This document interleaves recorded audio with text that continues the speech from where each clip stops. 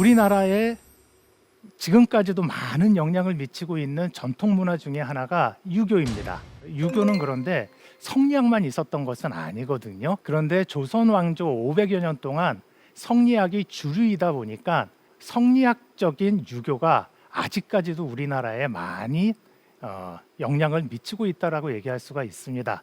제가 왜 이 말씀을 드리냐면요.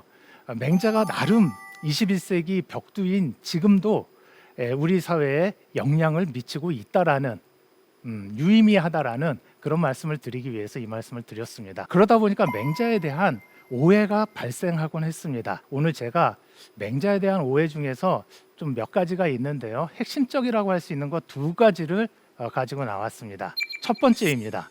맹자는 줄곧 유교의 핵심 경전이었다. 이 오해는요. 이러한 오해하고 밀접하게 결부되어 있습니다. 어떤 오해냐면요. 맹자는 늘 공자의 적통으로 인정되었다. 아마 여러분께서도 들어보셨을 겁니다. 공자, 맹자, 공자, 맹자 이렇게 항상 붙여가지고 얘기되어지는 그러한 경우를 그렇다 보니까 맹자가 공자의 적통이었다라는 그런 생각을 이제 자연스럽게 갖게 되는데요. 글쎄요. 완전히 틀렸다라고 할 수는 없지만 그래도 대체적으로 아니라고 할 수 있습니다. 맹자 하면 어떤 학설이 떠오르십니까?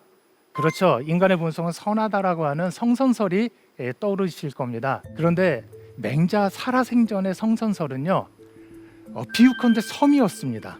별로 지지받지 못했던 그런 학설이었다라는 거죠. 맹자하고 맹자의 후학들, 맹자 학단이라고 얘기할 수 있겠죠. 이러한 데서는 지지받았지만 전반적으로 혹시 제자백가라고 들어보셨습니까? 굉장히 많은 다양한 사상을 전개했던 학자들인데요. 이러한 많은 다양한 학자들로 이루어져 있는 당시의 이 사상계에서는 맹자의 성선설이 소수견해였습니다. 섬 같은 존재였습니다. 맹자 당시에 맹자의 성선설로 대변되는 공자 재해석은 공자의 적통으로 그렇게 일반적으로 받아들여진 것은 아니다. 이렇게 말씀드릴 수가 있습니다. 그리고 맹자가 유교의 경전, 그러니까 사서의 하나로 대접받기 시작한 것은 맹자가 죽고 난 다음에 천여 년도 훌쩍 넘은 12세기 언저리의 일입니다. 성리학이 출현했던 바로 그 직후 시기입니다. 그러니까 그 이전에는 맹자가 공자의 적통이다. 유교의 핵심 경전이었다. 이런 식으로 얘기하기는 많이 저어됩니다.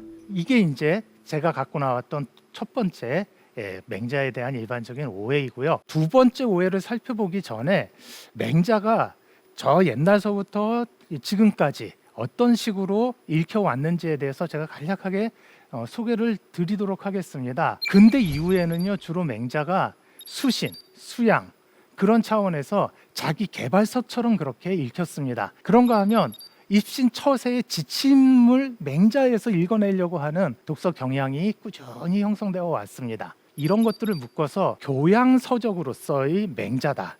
혹은 맹자 읽기다 이렇게 얘기할 수 있을 것 같습니다. 이게 일반적인 독자층에서 맹자가 읽히는 그러한 방식이었다라고 한다면요, 전문가 그룹, 맹자를 연구하는 그룹에서는 맹자를 어떤 식으로 읽었는가? 주로 철학이나 사상 텍스트로서 맹자를 읽었습니다. 그런가 하면 역사학의 텍스트로도 읽었습니다. 맹자는 역사학의 텍스트로서 충분한 자격을 갖고 있습니다. 왜냐하면 그 안에요, 전국 시대의 시대 상황에 관한 자료를 얻을 수 있는 내용들이 적잖이 수록되어 있거든요. 그렇다고 한다면 맹자를 통해서 전국 시대라는 그 역사 시기에 대한 학적인 연구도 충분히 가능합니다. 이런 것들을 이제 학술서적으로서의 맹자다. 이런 식으로 정리할 수 있을 것 같습니다. 이렇게 교양서적으로서의 맹자, 학술서적으로서의 맹자 이런 식으로 맹자를 읽어온 것을 근대 이후에 맹자에 대한 주된 읽기의 양상이라고 한다면 전근대 시기, 그러니까 근대 이전 시기 혹은 전통 시기라고도 표현을 하죠.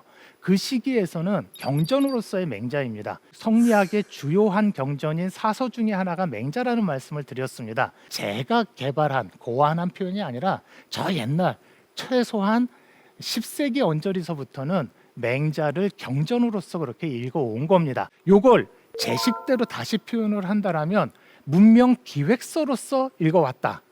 이런 식으로 말씀드릴 수 있을 것 같습니다. 자, 경전과 문명 기획서가 어떠한 연관성이 있는가? 경전이라는 것은요, 나 자신서부터 가정서부터 지역사회서부터 어떤 조직체서부터 국가 세계에 이르기까지 그 대상들을 다스리고자 한다라면 반드시 알아야 되는 내용들을 나름 풍요롭게 담고 있는 것을 일컬어 경전이라고 얘기할 수 있습니다. 근데 제가 지금 말씀드린 나 자신을 다스리는 것서부터 세계를 다스리는 것까지, 이 모든 것들을 한 단어로 개괄을 한다라면 문명이라고 얘기할 수가 있다라는 거죠. 그러니까 경전이라는 건 뭐냐? 문명을 다스리는 데 필요한 그러한 어떠한 내용들이 풍요롭게 담겨 있는 그러한 책이다라고 이렇게 정리해서 말씀드릴 수 있다라는 거죠. 그런 점에서 맹자는 문명의 텍스트다, 이런 식으로 말씀드릴 수 있다라는 겁니다. 이게 두 번째 오해의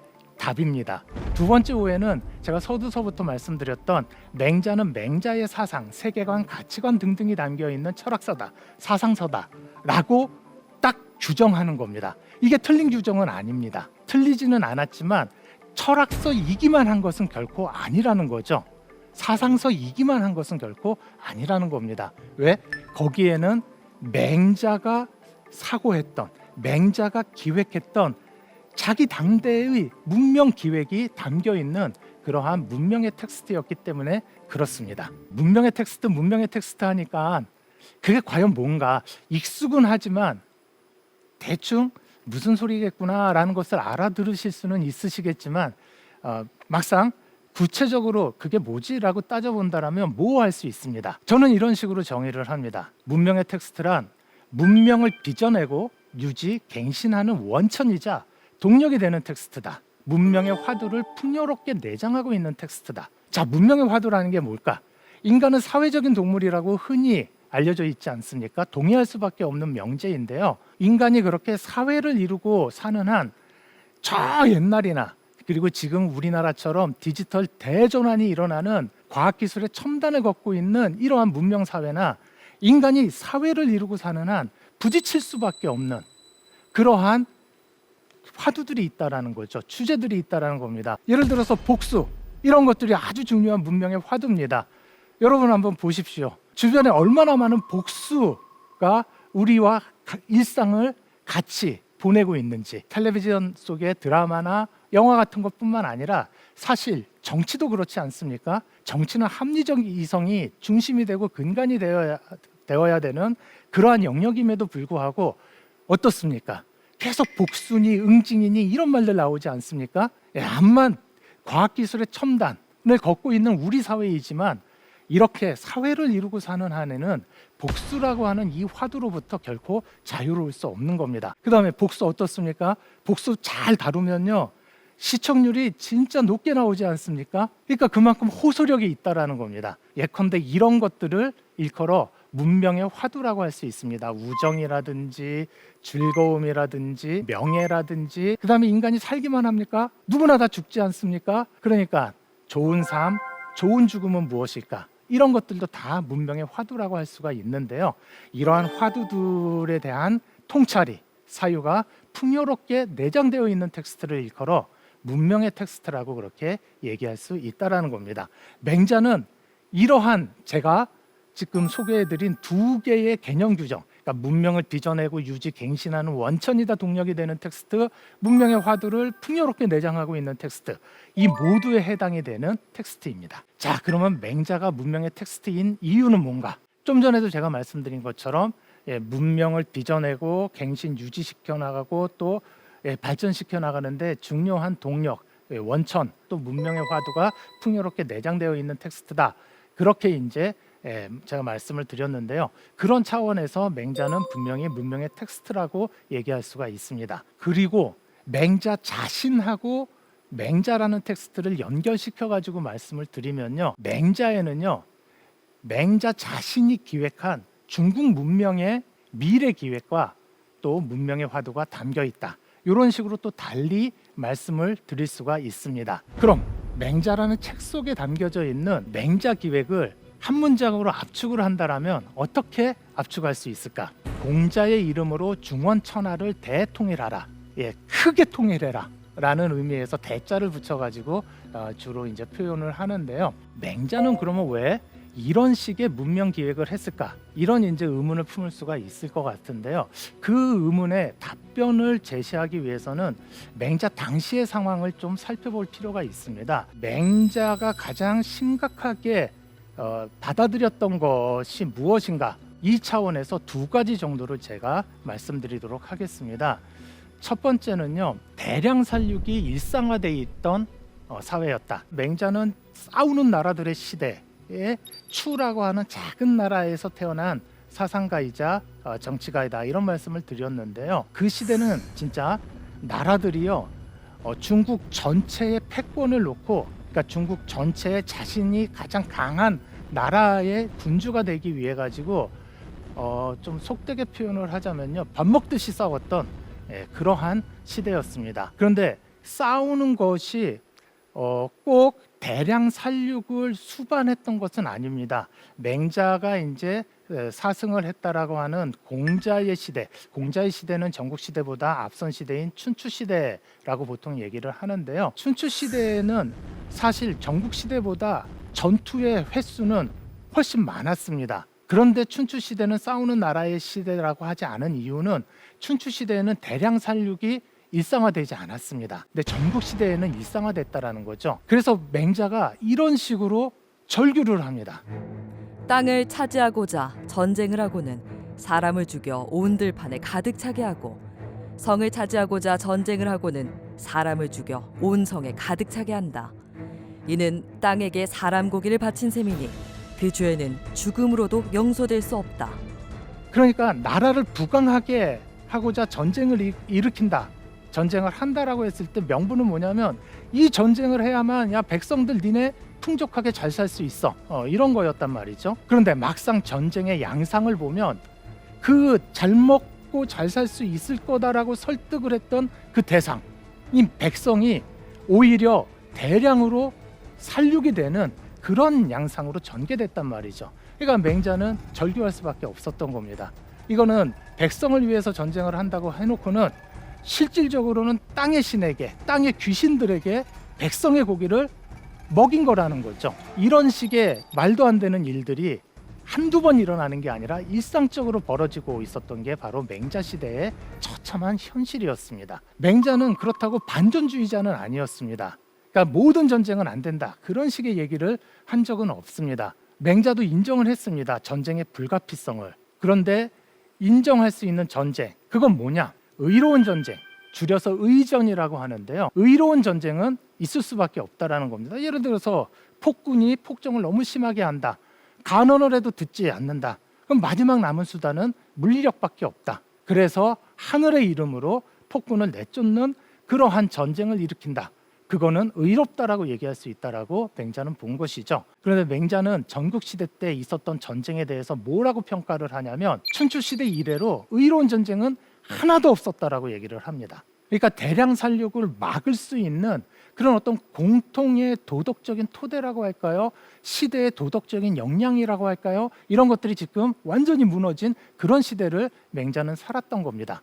두 번째 차원에서는요, 자신의 시대가 그쪽 이대로만 가면 오랑캐화 된다라고 맹자는 생각을 했습니다. 그 불안감에 굉장히 몸소리를 친 것 같습니다. 그래서 이런 얘기를 하거든요. 성왕이 나타나지 않자. 성왕이라는 것은 그러니까 요임금, 순임금 이런 그 전설적인 인물 들어보셨죠? 정치를 굉장히 잘했고 태평성대를 일구었다라고 알려져 있는 그런 성군들입니다.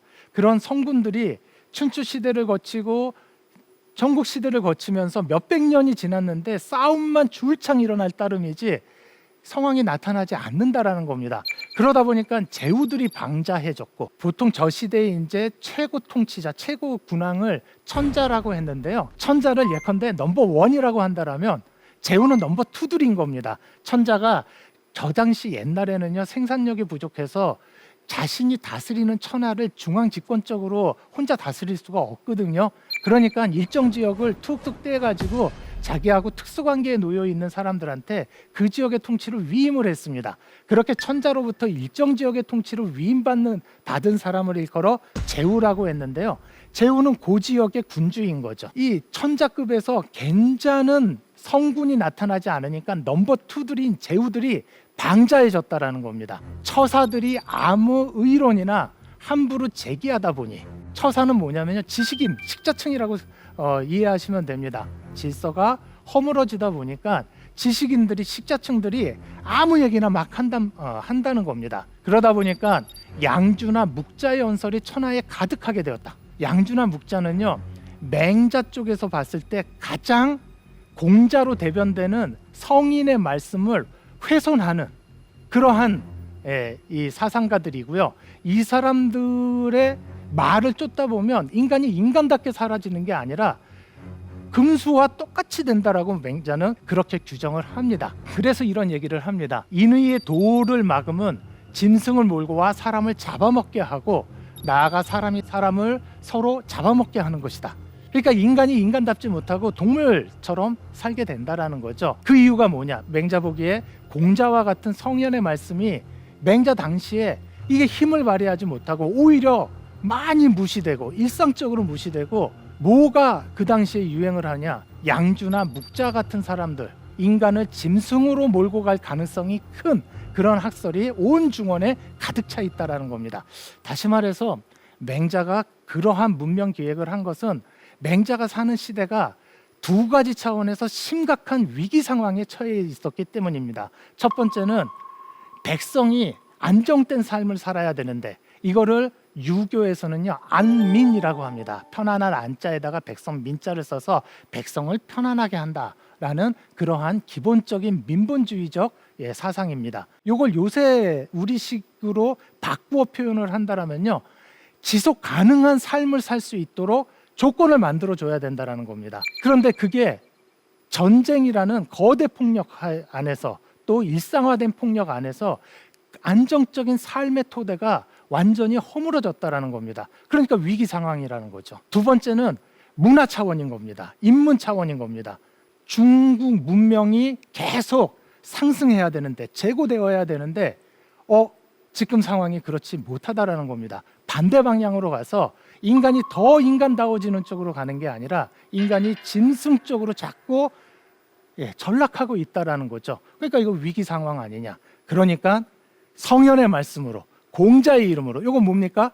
공자로 대변되는 인문 전통 위에서 중원을 대통일한다. 대통일한다는 건 뭡니까? 더 이상 나뉘어져서 싸우지 않는다라는 거죠. 그럼으로써 백성들의 지속 가능한 삶의 토대를 만들어주겠다. 이게 이제 맹자가 기획을 했던 문명 기획의 가장 핵심적인 내용이라고 말씀드릴 수가 있습니다.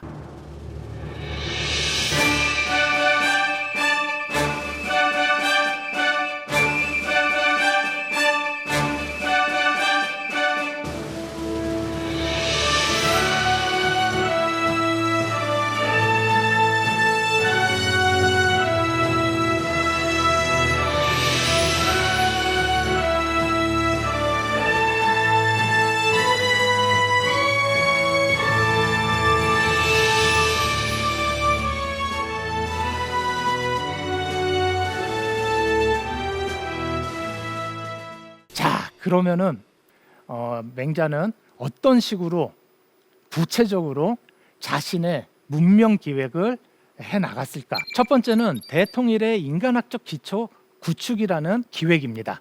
이 대통일, 인간학적 이런 표현들이 낯설 수 있으실 터인데요. 일상적인 차원에서 당신이나 나나 이전까지는 서로 나는 A 나라, 당신은 B 나라 해서 서로 눈만 부딪히면 싸우는 그런 관계였지만, 지금은 이제 하나로 통일됐으니까 당신이나 나나 가만히 보니까 우리 같은 인간이더라, 이런 식의 생각을 할 수 있는, 그런 식으로 느낄 수 있는, 그런 식으로 상상할 수 있는 그 근거를 마련한다. 이게 제가 표현한 대통일의 인간학적 기초 구축이라는 기획입니다.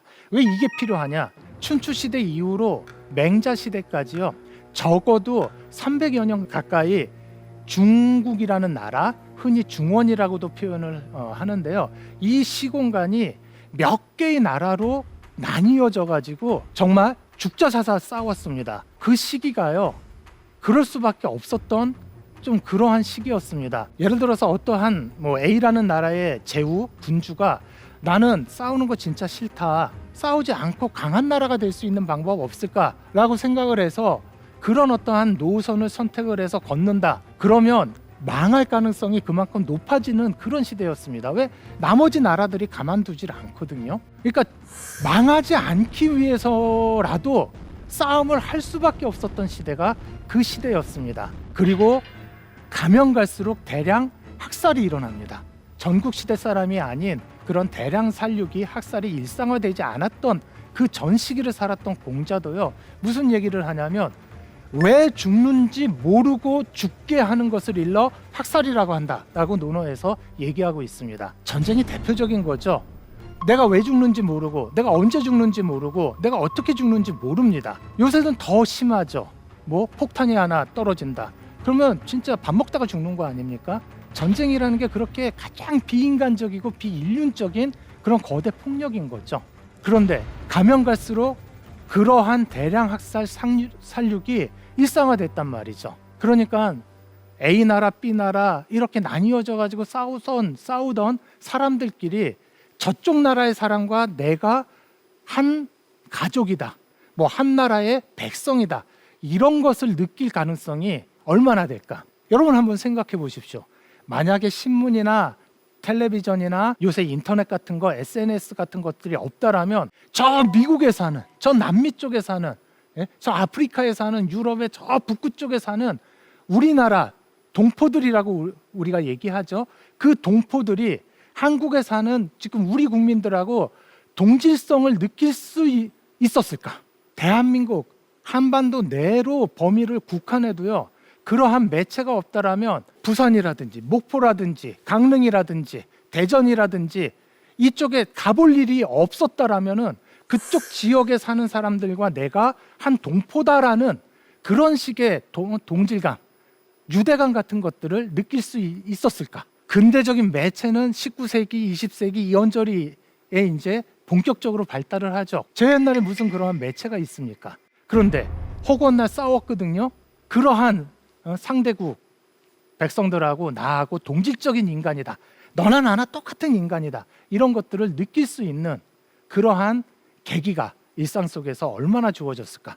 이런 질문을 던져보면요. 사실은 거의 남남인 거죠. 그런데 맹자는 그거를 하나로 묶어내야만 백성들이 지속 가능한 안정적인 삶의 토대 위에서 일상을 유지할 수 있다라고 생각을 한 겁니다. 그러니까 동질감을 느끼게끔 해줘야 되는 거죠. 고민을 한 거죠. 뭘까? 그게 바로 성선설입니다. 보통 성선설은 철학이나 사상이나 윤리학 쪽에서 많이 연구를 하는데요. 문명을 기획한 맹자라는 각도에서 성선설을 보면요. 성선설은 맹자 당시에 맹자에게는 그렇게 이질감을 느낄 수밖에 없는 중원에 사는 사람들에게서 동질적인 유대감을 느낄 수 있게끔 그 터전을 만들어준, 그 토대를 만들어준 그런 학설이라고 얘기할 수가 있습니다. 그리고 그거를 맹자는요 하늘이 보증한다라고 얘기를 합니다. 다시 말해서 어제까지 박터지게 죄송합니다. 속된 표현을 써서 그렇게 싸웠단 말이죠. 앙숙입니다. 그런데 통일이 됐어요. 그래가지고 실은 당신도 선한 본성을 갖고 있는 존재이고 나도 선한 본성을 갖고 있는 존재요. 그러니까 우리 교집합이 있지 않소. 그러니까 우리는 하나의 집단인 겁니다. 하나의 백성인 겁니다. 잘해봅시다. 이런 식으로 얘기하는 게 말은 쉽죠. 그런데 그거에 진짜 마음으로부터 동의가 돼야지 진짜 한 나라의 한 천하의 동일한 백성이라고 얘기할 수 있는 거 아닙니까? 마음으로 이게 동의가 되려면 어제까지 지금 싸웠는데 말은 설사 그런 식으로 주고받는다 하더라도 이거 믿을 수 있나? 또 뒤통수 때리는 거 아닌가? 이런 식의 의심을 인간이라면 충분히 가질 수밖에 없단 말이죠. 그러니까 맹자는 너도 선하고 나도 선하다라는 이 성선설을 하늘이 보증한다라는 식으로 당신도 하늘 믿지 않소. 하늘의 위력을 당신도 알고 있지 않소. 경험하지 않았소. 또 당신만 경험한 게 아니라 당신 부모 세대도 경험을 했고 조부모 세대도 경험을 했고 그거보다 한참 태고 쪽의 선조 시절부터 하늘이 선한 존재라는 것 당신이 경험하지 않았소. 믿지 않소. 그러니까 하늘이 보증하는 이 성선설은 맞는 거요. 우리 잘해봅시다. 하늘의 본성을 맹자는 선하다라고 본 겁니다. 근데 이건 맹자만의 독특한 견해는 아닙니다. 저 옛날서부터 하늘은 기본적으로 선하다라고 그렇게 믿어왔습니다. 그러니까 그러한 전통적인 믿음, 맹자 이전에 적어도 1000년 넘게 쌓여서 쭉 흘러내려오던 그런 전통적인 관념에 기초해가지고 우리 모두 다 그 하늘의 선함을 신분 고하하고 상관없이, 또 어느 지역에 살았느냐하고 상관없이, 또 직업이 뭐냐, 얼마만큼 배웠느냐, 이런 거에 상관없이 그 하늘의 선함을 우리는 다 태어날 때 타고난다. 그리고 우리는 한 집단이다, 한 부류다, 이런 식의 주장을 한 겁니다. 그럼으로써 대통일할 수 있는 인간적인 차원에서의 기초를 구축하는 작업을 맹자가 수행하고자 했던 겁니다. 보통 성선설 하면요, 왠지 그냥 괜히 힐링이 되는 것 같잖아요. 인간은 본래 선하다. 그런데 뭐 살다 보니까 사회 조건 때문에 악하게도 됐다.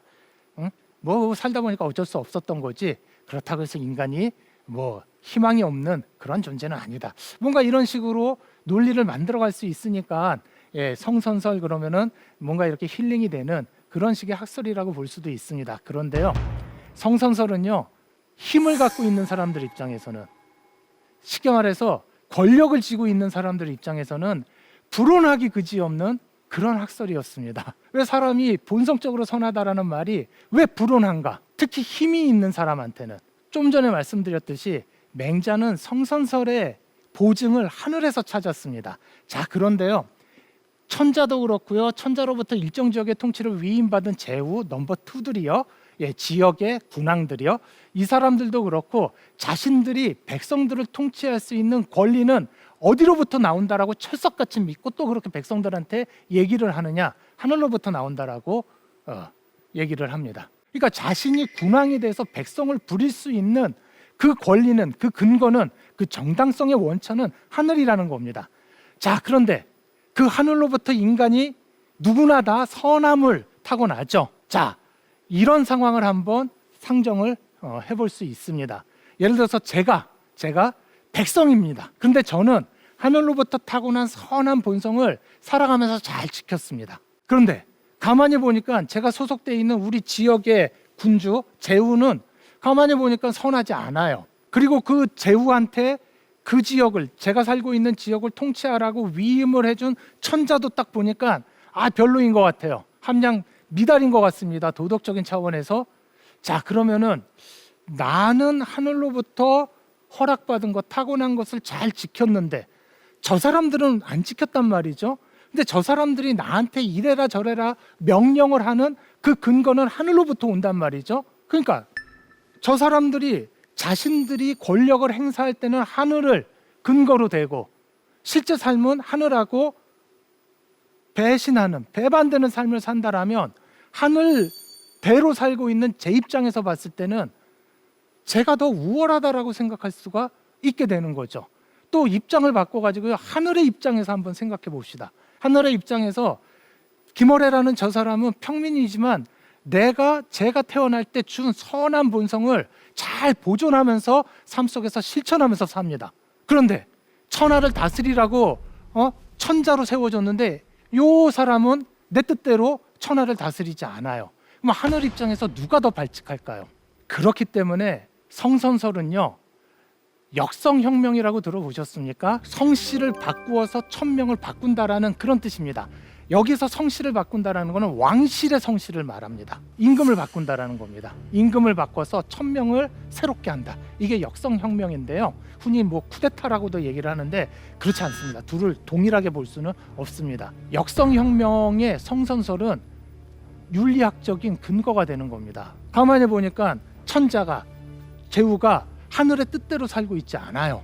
그런데 저를 비롯해 가지고 평민들 중에서 하늘의 뜻대로 살고 있는 사람들이 많습니다. 그러면 이 하늘의 뜻대로 살고 있는 사람들이 하늘의 이름으로 하늘의 뜻대로 살고 있지 않은 천자나 제후를 쫓아내는 것, 이게 바로 역성혁명인 겁니다. 그러니까 힘 있는 사람들한테 성선설은 불온하기 그지없는 그런 학설인 겁니다. 제가 서두에서 맹자에 대한 오해 중에 하나가, 맹자는 저 옛날서부터 줄곧 일관되게 유교의 핵심이었다, 공자의 적통이었다. 그 말이 맞으려면은 빨리 잡아야 10세기, 그 다음에 확실하게 그 말이 맞아떨어지는 건 12세기 이후의 일인데요. 그 이유가 뭐냐면 그 이전까지는요, 맹자의 이 성선설과 역성혁명론이 군왕들한테 불편했던 겁니다. 그러니까 이거를 경전의 이름으로 승인하기가 이게 참 저어됐던 거죠. 이 성선설이나 역성혁명론 같은 것들은 맹자가 대통일의 인간화적인 기초를 구축하기 위해 가지고 만들어낸, 고안해낸 그런 학설인데요. 이게 이런 식의 정치적인 차원에서 활용이 된다라면 엄청나게 큰 파급력을 지닌 무진장 센 학설이라고 얘기할 수 있습니다. 우리한테 힐링이 될 수 있는 학설인 동시에 정치적으로는 상당히 센, 그러니까 급진적이라는 말을 붙일 수 있는 그러한 학설이었던 겁니다. 자, 두 번째 기획으로 가도록 하겠습니다. 윤리학적 기초를 구축하는 작업을 맹자는 수행을 했는데요. 의의 시대라는 시대적인 조건 속에서 맹자가 만들어낸 그러한 기획이었습니다. 자, 의의 시대라는 건 뭐냐면요, 의는 정의라고도 얘기할 수 있고 뭐 의로움이라고도 얘기할 수 있는데요. 전국 시대, 맹자가 살았던 시대는요, 의로움의 시대였다, 정의의 시대였다라고 얘기할 수가 있습니다. 아니, 그렇게 대량 학살을 하면서 밥 먹듯이 일상적으로 그렇게 나라들 사이에서 싸웠다라고, 전쟁을 일으켰다라고 분명히 설명하지 않았습니까? 그런데 무슨 정의의 시대입니까? 현상은 그랬고 실상은 그랬을지언정 지식인들이 우리 이러면은 중국 전체가 공통적으로 망한다. 그럼 어떻게 해야 되느냐? 우리 의로움을 추구를 해야 된다. 정의를 추구해야 된다. 그러니까 현실하고 정반대되는 그러한 지향을 지식인들이 집중적으로 펼쳐냈던 시대다. 이런 차원에서 전국 시대는 의의 시대다라고 그렇게 얘기할 수 있습니다. 맹자만 그랬느냐? 혹은 맹자가 소속돼 있는 유학 혹은 유가 혹은 유교라고도 하는데, 요 학파만 그랬느냐? 아닙니다. 한비자라는 사람으로 대변되는 법가라는 그러한 사상 유파에서도 의로움을 중시를 했고요. 의로움 하면 이거 인위적인 거거든요. 이런 것들을 다 부정을 하고 무의자연해라, 그러니까 자연을 본받아서 아무것도 하지 않는 삶을 살아라라고 얘기를 했던 노자나 장자 같은 그러한 도가 계열에서도 의로움을 중시를 합니다. 묵가라고 해가지고요, 평민들의 철학이라고도 알려져 있는데 이러한 학파에서도 의로움을 굉장히 중시를 합니다. 왜 그런 현상이 나타났느냐? 의로움을 윤리학적인 기초로 해서 대일통을 일궈내자라는 겁니다. 좀 전에 제가 평민의 철학이라고 말씀을 드렸던 묵가 학파인데요. 이 묵가 학파를 창시한 사람이 묵자라고 알려져 있습니다. 묵자는 이런 얘기를 합니다. 한 사람이 있으면 한 가지의 정의가 있고, 두 사람이 있으면 두 가지의 정의가 있다. 10사람이 있으면 10가지의 정의가 있고, 100사람이 있으면 100가지의 정의가 있다. 그러니 싸울 수밖에 없지 않느냐. 저마다 다 의로움이 다르다라는 겁니다. 그러니까 싸울 수밖에 없다라는 거죠. 그러면은 그 싸움을 막을 수 있는 방법은 뭐냐? 저마다 동의할 수 있는 공통적인 의로움을 만드는 거죠. 그거를 맹자는 통의라고 표현을 했습니다. 통의라는 말은 통할 통자에다가 정의할 때 의자를 쓰는 건데요. 이건 무슨 뜻이냐? 어디서든 통할 수 있는 의로움이라는 겁니다. 나한테서도 통하고, 내 옆 사람한테서도 통하고, 또 우리 옆 동네에서도 통하고, 더 나아가서 우리 옆 나라에서도 통하고, 그럼으로써 전 천하에서 통할 수 있는 의로움, 이런 것들을 만들어내야 된다. 그래서 맹자는요, 공자가 얘기했던 공자의 핵심적인 주장은 어짐이라고 번역이 되는 인인데요. 이 인에 대해서 맹자는 뭐라고 얘기를 하냐면, 사실은 그건 인의다. 그러니까 인이 초점이 아니라 의가 초점이라는 겁니다. 그렇게 공자의 학설도 확 재해석합니다. 그럴 정도로 의로움을 중시를 했고, 공통의 의로움, 그러니까 통일을 구축을 함으로써 대통일의 윤리학적인 기초를 만드는 기획을 맹자는 굉장히 신경을 쓴 겁니다. 이런 것은 제가 독창적으로 알아낸 건 아니고요. 주의라고 하는 사람이 있는데요. 성리학을 집대성한 사람인데, 이 사람한테 굉장히 많은 영향을 미쳤던 학자 중에 한 사람이 정의라는 사람이고요. 이런 정의가 맹자의 학술사적인 역사적인 의의에 대해서 뭐라고 얘기를 하냐면 맹자는 성현의 문 중에 공헌이 있는 점이 말할 수 없이 많은데요. 예컨대 하나를 들자면 이거 들 수 있다라는 겁니다. 공자는 다만 어지린자 하나만 말했지만 맹자는 입만 열면 인의를 말했다. 인과 의를 말했다. 이 정도로 맹자가 의를 중시를 했다라는 건 저 옛날에 지식인들도 학자들도 계속 주목해왔던 그러한 맹자의 특징적인 학설, 사유라고 얘기할 수가 있습니다. 자, 그러면 세 번째 기획을 말씀드리도록 하겠습니다. 대일통의 시공간을 창출하는 기획을 했다라고 얘기할 수 있는데요. 좀 전에도 말씀드렸듯이 맹자의 시대는 나라별로, 제후의 나라별로 나뉘어져 가지고 서로 대량 학살도 마다하지 않고 싸울 정도로 그렇게 분열되어 있었습니다. 사실은 이게 맹자의 시대만 있었던 현상이 아니라 그게 그 당시에 그리고 맹자 이전 시기인 춘추 시대서부터도 그게 기본값이었습니다.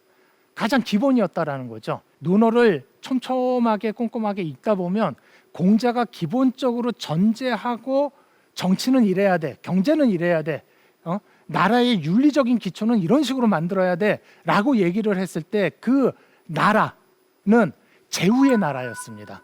그러니까 중원 전체 제후들의 집합체인 천하를 기본값으로 놓고 천하는 이래야 돼라는 식으로 얘기를 하진 않았고요. 물론 그런 대목도 분명히 있지만 주되게는 어느 한 나라를 정치적으로 어떻게 교화해야 되는가, 경제적으로 어떻게 발전시켜야 되는가 이런 얘기를 했습니다. 이게 가장 기본이었는데요. 맹자는 그런 식의 기본적인 사유를 갖고는 대통일을 일궈낼 수 없다라고 해서 천하라는 단위를 가장 사유의 기본값으로 생각을 합니다. 제가 좀 어렵게 표현했는지 모르겠는데요. 여러분 요새 어떻습니까? 우리나라는 지난 세기 90년대 중반 이후로 국제화, 세계화가 쭉 삶의 기본적인 전제이자 목표이자 당위로서 주어져 있습니다. 그래서 내가 지금 친구들하고 한 3명 정도 창업을 했다 하더라도 내 창업의 목표를 어디에 두느냐? 세계적인, 국제적인 경쟁력을 두는데 둡니다. 옛날에도 그랬을 것 같습니까? 아닙니다. 70년대, 80년대 창업을 한다. 그러면 대한민국에서 최고가 된다라는 걸 생각을 했지 세계에서 최고가 된다. 이런 거 생각 안 했단 말이죠. 자, 70년대, 80년대 생각을 했던 그런 것들이 제후의 나라를 단위로 생각을 했던 공자 시대의 사유 방식이라고 한다라면 맹자는 그거를 탈피해야 된다. 우리는 천하를 봐야 된다. 월드를 봐야 된다. 이게 기본적인 사유의 출발점이 돼야 된다. 예컨대 이런 식으로 생각을 하고 그 천하라는 시공간을 만들기 위해서 이 맹자는 천하라는 이 용어 단어를요 참 많이 갖다 씁니다. 여기 보면요 점층법적으로 구성이 되어 있습니다. 한 고을에서 내가 최고이고자 한다라면 그 고을에서 가장 뛰어난 사람과 벗하고 그거 갖고 내가 성에 차지 않으면 한 나라에서 최고인 사람과 벗하고 그거 갖고도 성에 차지 않으면 천하에서 뛰어난 사람과 벗을 해야지 내가 최고가 될 수 있다. 이런 얘기를 합니다. 그런데 당대 자기가 살고 있는 이 천하에서도 내가 그 천하의 최고하고 벗했는데도 좀 성에 차지 않는다. 그러면은 저 옛날 시대의 최고였던 사람들하고 벗을 해서 그럼으로써 내가 천하가 될 수 있다. 당대적인 그러니까 자기 동시대에서 최고가 되려면 천하에서 내가 최고가 되도록 노력을 해야 되고 또 그거 갖고 부족하다. 저 옛날서부터 1000년 전서부터 최소한 각 시대의 그 천하에서 각 시대별 천하에서 최고였던 사람들과 내가 벗을 함으로써 통시적으로도 내가 최고고 또 당대적으로도 지금 동시대에서도 내가 최고인 그런 사람이 되도록 노력을 해야 된다. 이런 얘기를 하는데요. 이런 얘기를 하는 이유가 뭐냐? 기본적으로 네가 네 삶을 기획을 한다라면 저 옛날서부터 동시대 가장 넓은 범위인 천하까지 다 기본적인 너의 사유의 범위로 삼아라. 그래야만 대통일이 될 수 있다라는 얘기였던 겁니다. 자, 이거 말고도 맹자를 보면 이 대통일의 기획이 아주 촘촘하게 나와 있는데요. 예를 들어서 뭐 항산이라고 해서 늘 먹고 살 수 있는 것은 갖춰줘야지 그 다음에 도덕적으로 사는 그러한 것도 교육할 수 있다. 이런 것도 이러한 대통일 기획의 경제적인 차원에서의 기획이다. 이렇게 얘기할 수 있는데요. 오늘은 그거는 이제 설명드리지 않고 앞에 세 가지 설명으로 이 맹자의 중원천하 대통일 기획에 대한 그 일부를 설명을 드렸습니다. 자, 이제 끝으로 그러면 이 맹자의 중원천하 대통일 기획의 운명은 어떻게 됐는가? 맹자 당시에는 실패했습니다. 왜냐하면 맹자 죽고 나서 200년 가까이 흐르고 난 다음에 진시황이라고 하는 사람이 나타나가지고 중원천하를 드디어 크게 통일을 합니다. 근데 그때 그 통일의 이론적인 또 윤리학적인 또 정치학적인 기반으로 삼았던 것은 맹자로 대변되는 유가가 아니라 법가였습니다. 그러니까 실패했다라고 얘기할 수가 있는 거죠. 자, 그러면은 맹자의 문명 기획은 볼 필요가 없는 건가? 아닙니다. 맹자 이후로 약 2000년이 넘는 그 정도의 유교의 역사가 있습니다. 이거는 대충 1000년을 단위로 해서 두 번으로 나눌 수가 있는데요. 첫 번째 1000년, 뭐 이렇게 표현할 수도 있겠죠. 첫 번째 유교의 밀레니엄. 이때는 그러면 어땠느냐? 이때도 패배했다라고 얘기할 수밖에 없습니다. 왜냐하면 맹자 계열이 그 첫 번째 유교 1000년의 주류로서 선택되지 못하고 맹자의 제자 중에서요, 자한이 자윤이 하는 사람들이 있었는데요. 요 계열에서 순자라고 하는 또 제자백가 중에 한 사람인데 맹자보다 한 두세 대 정도 후의 학자입니다. 이 순자 쪽으로 이어지는 계열이 첫 번째 유교의 1000년에서 정통으로 채택이 됩니다. 한 무제 때 대충 서기전 2세기 말서부터 1세기 초엽 언저리까지인데 이때 유교가 국교화가 됐다. 유교가 그때 이제 왕조 이름이 한이었는데요.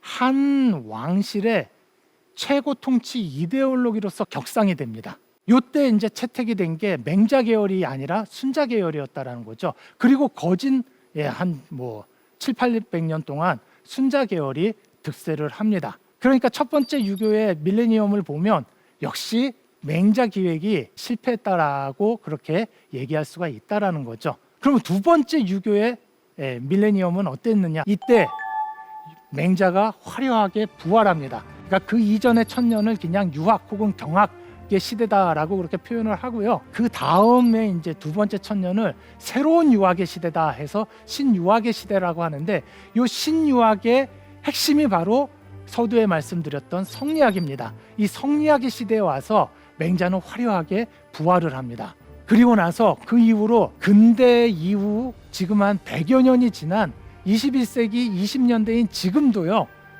유학이라는 차원에서 보면 성리학의 시대다라고 그렇게 얘기할 수 있습니다. 그러니까 바꿔 말하면 맹자의 시대인 거죠. 왜 그렇게 얘기할 수 있느냐? 맹자가 바로 성리학을 만들어낸 요람이라고 얘기할 수 있습니다. 성리학의 DNA가 바로 맹자였다라고 그렇게 비유적으로 표현할 수 있다라는 거죠. 그래서 신유학의 시대에 들어와서 맹자는 화려하게 부활했다라고 얘기할 수가 있습니다. 물론 신유학의 시대 이후로 맹자의 그러한 문명 기획이 문구 그대로 현실에서 수행된 것은 아닙니다. 현실은 맹자가 얘기했던 성현의 말씀대로 세상을 통치하는 것하고 완전 정반대로 흐르는 경우가 훨씬 더 많았다라고 얘기할 수도 있습니다. 그런데 설사 그렇다 손치더라도 최소한 신유학의 시대 이후로는 무슨 얘기를 하냐? 그래도 맹자가 말씀하신 대로 우리가 노력은 해야 돼. 이런 얘기를 한다라는 거죠. 이런 점에서 맹자의 기획은 살아있다라고 말씀드릴 수 있고 맹자의 기획이 꼽혔다라고 말씀드릴 수 있다라는 겁니다. 자, 그러면은 중국에서만 맹자의 기획이 신유학의 시대 이후에 성공을 했느냐? 아닙니다. 우리 한국하고는 무관하냐? 그런 맹자의 문명 기획이요? 아닙니다. 정도전이라고 들어보셨죠? 조선 건국의 청사진을 만들었던 그런 엄청난 학자죠. 이 사람이 조선 건국 기획을 했다라고 평가를 받는데 그걸 한 문장으로 줄이면 성리학의 나라로 조선을 만들겠다 이겁니다. 아까 제가 말씀드렸죠. 맹자는 성리학의 DNA다. 맹자서부터 발언되는 문명 기획이 정도전을 비롯한 조선 건국 주도 세력들에게 그것이 흡수가 됐고 그게 조선을 만들어냈고 그게 어떻습니까? 500여 년 동안 지속이 돼서 지금까지도 영향을 미치고 있습니다. 지금까지 맹자가 영향을 미쳤다라는 것을 저는 무엇을 갖고 보통 입증을 하느냐? 저는 우리 지폐를 갖고 보통 얘기를 합니다. 저만 그런 건 아닌데요. 우리 지폐 속 인물이 어떻습니까? 이태계 이황 선생 있죠? 율곡 이희 선생 있죠? 그다음에 가장 고액권인 5만 원에는 심사임당이 있습니다. 이런 분들 다 어떤 분들입니까? 예, 인문적으로 막강한 사람들입니다. 자본주의의 총화라고 할 수 있는 화폐, 지폐의 이러한 인문적인 영역에서 진짜 최고의 인물이라고 할 수 있는 그런 사람들의 초상화가 실려 있습니다. 에이, 뭐 다른 나라도 그럴 수 있죠. 글쎄요, 거의 없다고 저는 알고 있습니다. 이런 것만 놓고 봐도 우리 현실 속에 맹자로부터 비롯된 그러한 성리학으로 대변되는 문명의 기획이라는 것은 그 일단이 아직도 면면이 이어지고 있다, 이렇게 얘기할 수 있을 것 같습니다.